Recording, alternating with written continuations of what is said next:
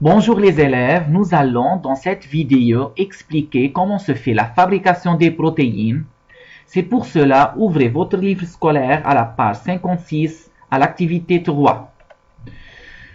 Donc, fabrication des protéines veut dire la production des nouvelles protéines. C'est pour cela on peut dire encore protéosynthèse. Synthèse veut dire production et protéines. Donc la protéosynthèse, autrement dit la fabrication des protéines. Donc comme vous savez que les protéines proviennent des aliments, est-ce que ces protéines subissent quoi? La digestion au niveau de notre tube digestif pour produire des nutriments qui sont appelés acides aminés. Donc les protéines sont des chaînes d'acides aminés.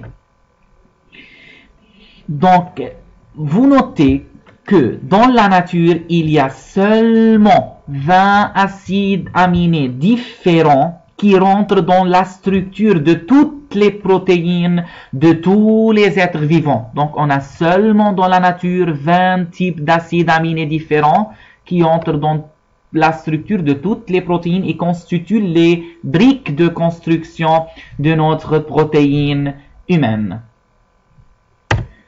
Mais en fait, ces protéines sont extrêmement diversifiées.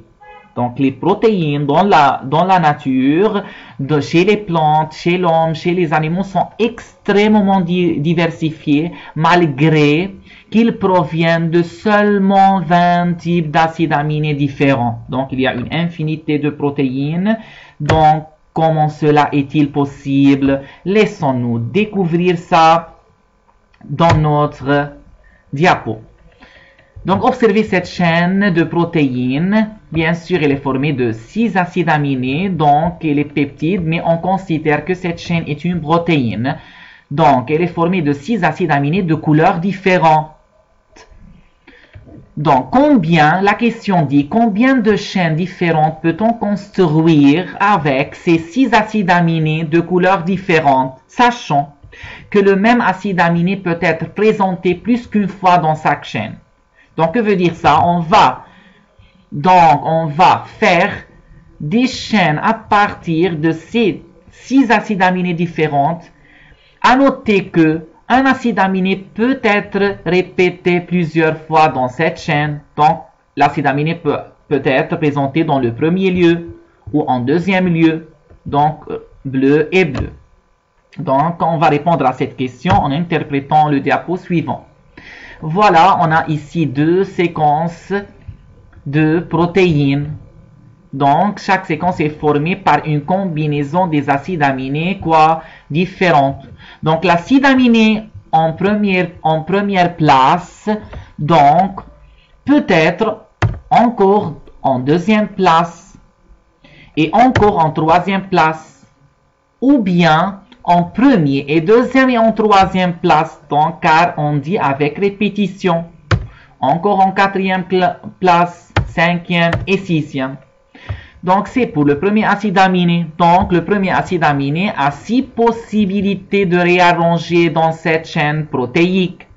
Si on prend le deuxième acide aminé qui est en rouge, le deuxième acide aminé peut avoir la première place, la deuxième, la troisième, la quatrième, la cinquième et la sixième. Donc encore le deuxième acide aminé en rouge, donc il peut avoir 6 possibilités de réarrangement dans une chaîne formée de 6 acides aminés différents.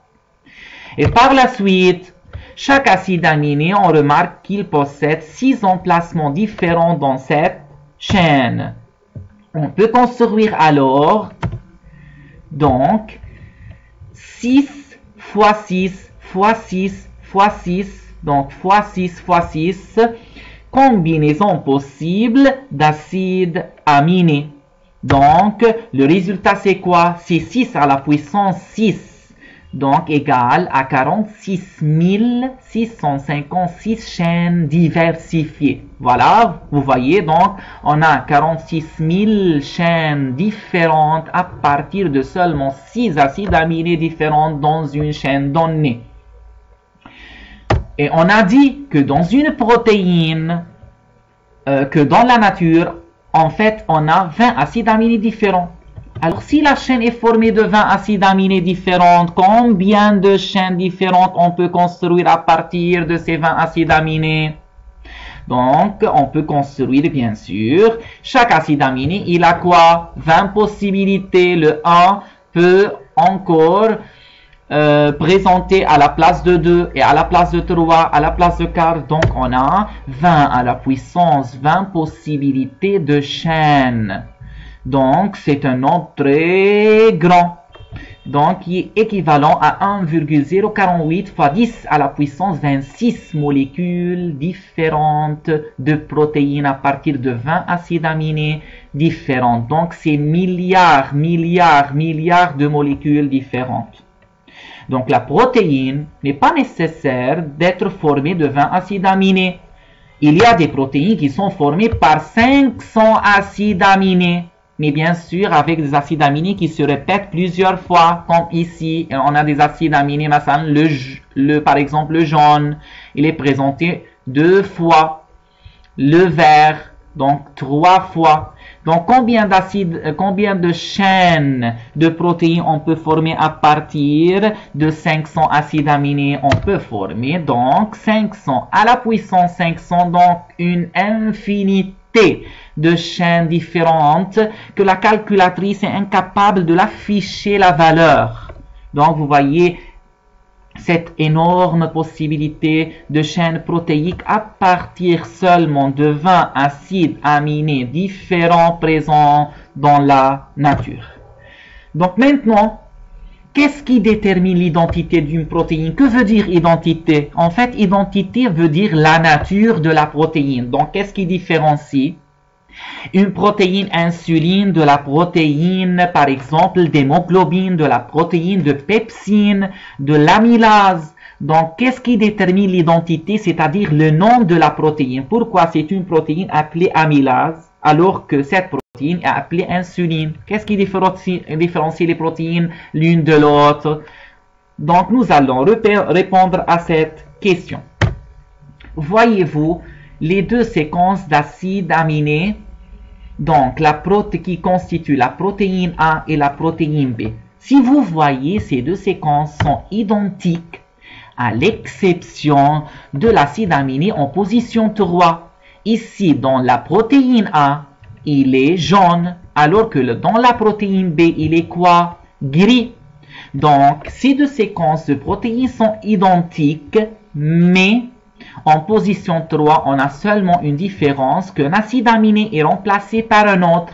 Pour cela, on dit que ces deux protéines sont totalement différentes. Pour cela, on a une protéine A et une autre protéine B.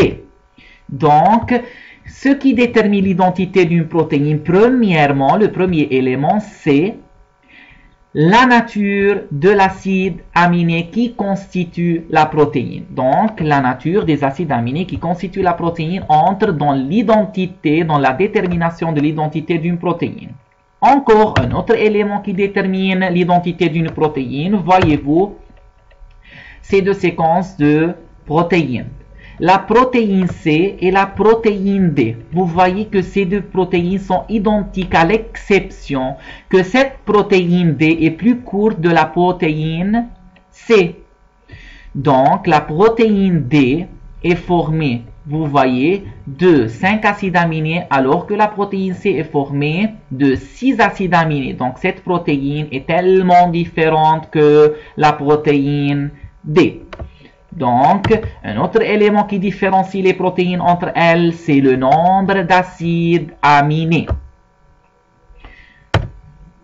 Encore, le troisième et le dernier élément qui différencie, qui distingue les protéines entre elles, c'est, on veut la voir d'après l'analyse de ces deux protéines, voyez-vous, ici, ces deux séquences, quelle est la différence? Si vous comparez ces deux séquences, vous trouvez une différence, n'est-ce pas?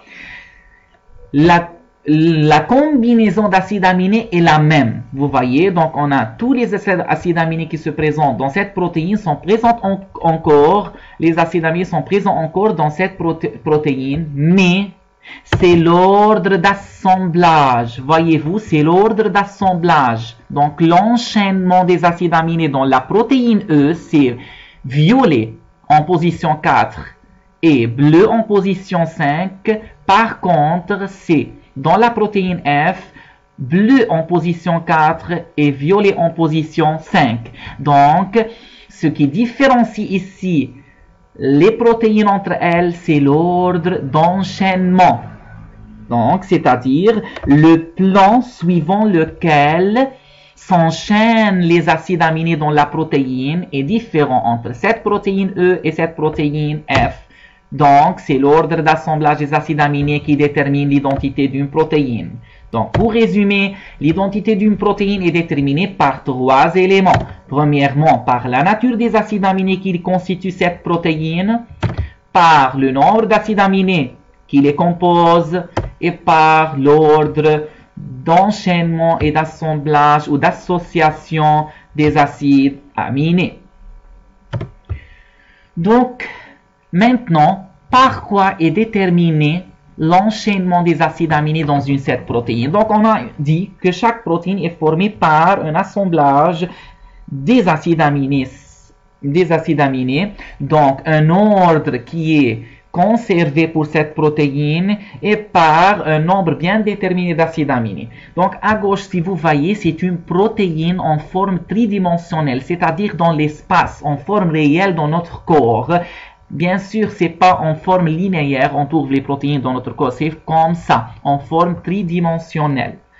Donc ici, ce qui détermine l'enchaînement des acides aminés dans la protéine, c'est en fait le noyau, c'est-à-dire ce sont les chromosomes ou les gènes au niveau des chromosomes qui déterminent l'ordre d'assemblage des acides aminés. Donc, le plan d'assemblage dépend de quoi? Du programme génétique de chaque individu. Ce programme est localisé dans le noyau de la cellule. Donc, quand vous voyez, le capillaire sanguin apporte ici les acides aminés. La cellule absorbe ces acides aminés et commence, sous la dépendance d'un programme génétique bien défini, la synthèse de différentes protéines. Ici, une protéine et ici, on voit une autre protéine différente. Il dit ici que cette cellule est responsable de la synthèse de l'hémoglobine. Donc, c'est il s'agit d'une érythroblaste, une cellule immature de l'hématie. Donc, une question qui sera bien sûr très banale pour vous, c'est quelle est la source des acides aminés qui constituent les protéines? Donc, quand on a dit que la cellule synthétise notre protéine qui nous sont propres, c'est-à-dire des protéines humaines, à partir de quoi? Donc, à partir de l'aliment. C'est-à-dire, ce sont des protéines alimentaires, provenant par exemple du bœuf, du poulet, du lapin, des légumineuses. Les protéines diversifiées sont digérées par notre système digestif par un phénomène appelé la digestion pour obtenir à la fin des nutriments. Ce sont les acides aminés. Ces acides aminés, donc, sont utilisés par la cellule pour la synthèse des protéines spécifiques de l'espèce humaine. Ce sont des protéines alors qualifiées de protéines humaines. Donc, on va à la fin mettre en évidence la synthèse des protéines dans la cellule et par la suite, pour assurer ça, on a injecté dans le sang d'une souris des acides aminés radioactifs. Pourquoi des acides aminés radioactifs? En fait, pour suivre leur localisation dans notre organisme et par la suite dans les cellules. Donc, les acides aminés radioactifs donc, sont injectés dans le sang.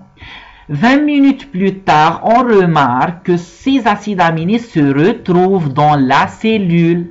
Donc au début, ils sont au niveau du sang. Et 20 minutes plus tard, on les retrouve dans les cellules.